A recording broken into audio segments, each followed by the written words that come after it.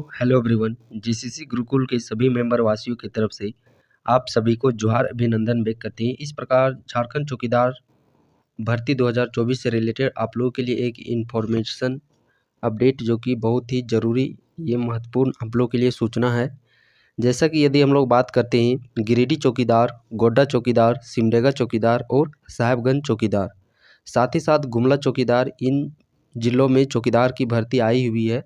But यहाँ पे यदि हम लोग गुमला चौकीदार का जिक्र इसलिए नहीं करेंगे क्योंकि गुमला चौकीदार का रिजेक्शन लिस्ट फाइनली जारी हो चुका है और जो भी संशोधन का समय दिया जाता है वो भी समझिए कि गुमला जिला के लिए समाप्त हो चुकी है। बट यदि हम लोग बात करते हैं गिरिडीह चौकीदार, गोड्डा चौकीदार, सिमडेगा चौकीदार और साहेबगंज चौकीदार, यदि आपको अपना फॉर्म रिजेक्ट होने से बचाना है तो ये समझिए कि आप लोगों के लिए अंतिम अवसर समय है, जो कि 1 सप्ताह का समय दिया जाता है, 6 दिन का समय दिया जाता है।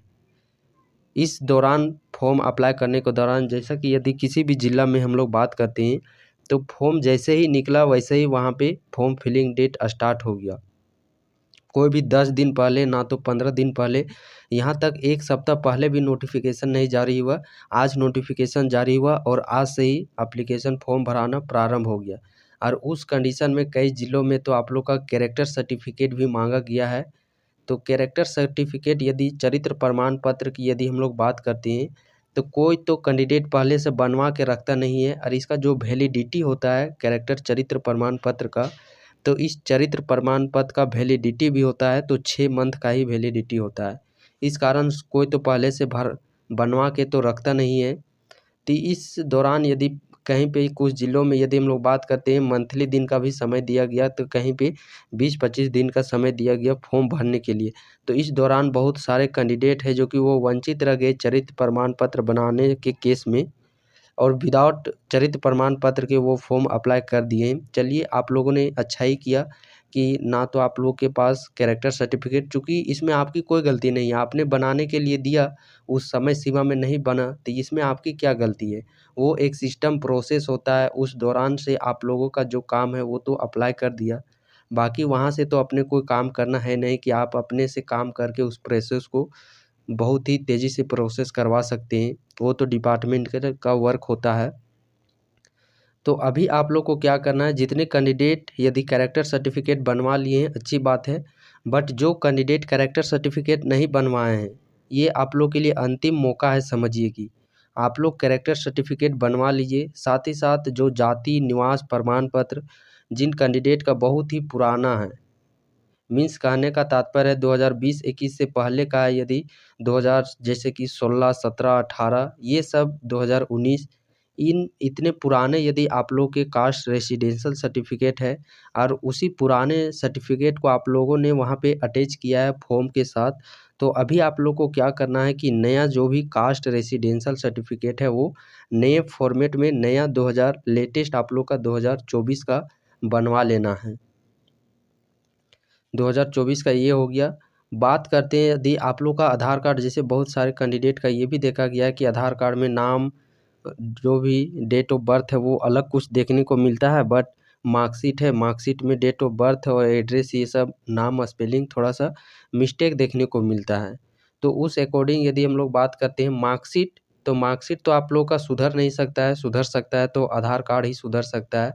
तो उस केस में आप लोग को क्या करना है, मैट्रिक के अकॉर्डिंग, मैट्रिक में जो डेट ऑफ बर्थ दिया है, जो आप लोग का नाम दिया है, जो आप लोग के फादर्स नेम है, जो मदर्स नेम है, जो स्पेलिंग आप लोग का 10th के मार्कशीट में है, वही स्पेलिंग, वही डेट ऑफ बर्थ का डाटा आप लोग को आधार कार्ड में करवा लेने हैं, ताकि जिस समय आप लोग का डॉक्यूमेंट वेरिफिकेशन हो उस समय ज़्यादा आप लोग को परेशानी झेलना ना पड़े।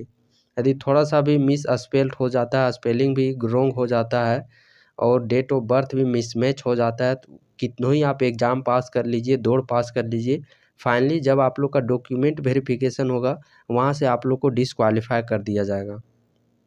1% भी आप लोग का थोड़ा सा भी समय मोहलत नहीं दिया जाएगा वहाँ पे रिजेक्ट करने के लिए कि जाइए आप लोग के पास 1 सप्ताह का समय है, आप जो भी है वो सुधरा लीजिए। चूँकि ये समय आप लोग का जो अभी चल रहा है यही समय आप लोग सुधार सकते हैं। अभी इस आदर्श आचार संहिता के दौरान सारे एग्ज़ामिनेशन अभी पेंडिंग, सारे एग्ज़ामिनेशन को अभी पोस्टपोन कर दिया गया है और ये आप लोगों के लिए अच्छा समय है। इस समय में जितने भी डॉक्यूमेंट्स है, चाहे फ़ोटो हो गया, जो भी आप लोग का नाम ये सब हो गया, कैरेक्टर सर्टिफिकेट हो गए, ये सब आप जो भी त्रुटि है उन सभी डॉक्यूमेंट्स में उन सभी त्रुटि को आप लोग त्रुटि रहित कर सकते हैं इस समय में। ये आप लोग के लिए अच्छा समय है। बाकी इस वैकेंसी से रिगार्डिंग यदि आप लोग का और भी कुछ क्वेश्चन है, डाउट बनता है कि हमने ऐसे-ऐसे कर दिया है, तो वो आप कमेंट सेक्शन में कर सकते हैं। जैसे इस समय मिलता है उसका आप लोग का रिप्लाई अवश्य वहाँ पे मिल जाएगा। यदि आप फॉर्म भरते समय लगता है कि आप लोगों ने ये चीज़ कर दिया है, तो आप उसके लिए निश्चिंत रहिए। सारी समस्याओं का हल यहाँ पे आप लोग को बताया जाएगा। जैसे बहुत सारे कैंडिडेट हैं कि लैंग्वेज पेपर में दूसरा-तीसरा भर दिए, जो आप लोग का जिला का नहीं है, वो भी लैंग्वेज पेपर में भर दिए हैं।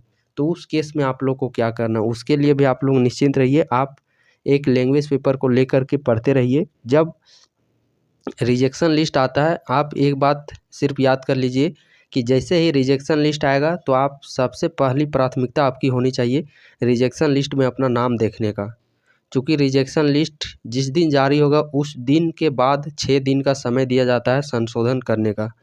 चूँकि फॉर्म तो आप लोगों ने ऑफलाइन भरा है, सारे डॉक्यूमेंट्स कागज़ात आप लोगों ने लिफाफे में दिया है, तो जिस प्रकार आप लोगों से छोटी-बड़ी भूल मिस्टेक होती है, उसी प्रकार कार्यालय में जो लोग बैठे हुए हैं, रिजेक्शन लिस्ट जो आता है वो टाइपिंग मोड में आता है कि एक एक कॉलम में आप लोगों का नाम रहेगा, एक कॉलम में फादर नेम, एक कॉलम में लैंग्वेज पेपर जो चूज़ किया है, एक कॉलम में डेट ऑफ बर्थ, रेसिडेंशियल का रेफ़रेंस नंबर, कास्ट का रेफ़रेंस नंबर, ये सारे चीज़ आप लोगों के प्रिंटेबल फॉर्मेट में होते हैं।